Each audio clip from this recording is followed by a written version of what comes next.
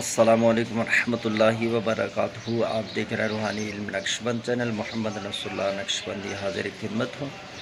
तो मैं आज आपको एक रिवायत सुनाना चाहूँगा, परेशानी और गम के वक्त क्या पढ़ना चाहिए। हज़रत उमर रज़ी अल्लाह तआला अन्हु से मरवी है, हुज़ूर कायनात सल्लल्लाहु अलैहि वसल्लम ने फरमाया, जब परेशानी और मुश्किल हो, तंगी महसूस करो, गम महसूस करो तो इन कलिमात को पढ़ो।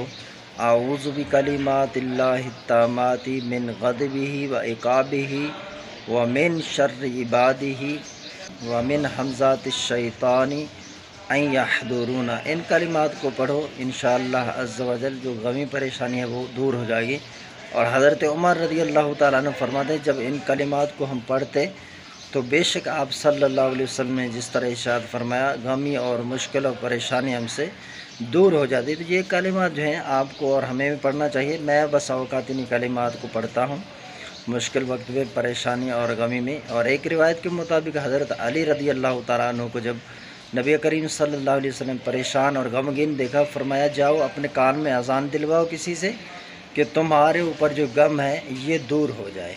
औज़ु बिकलिमातिल्लाहि ताम्माति व ग़ज़बिही व इक़ाबिही व मिन शर्रि इबादिही व मिन हमज़ातिश शैतानी अन यहदुरून। ये कलिमात हैं हदीस मुबारका में जो सही सनद के साथ मौजूद हैं।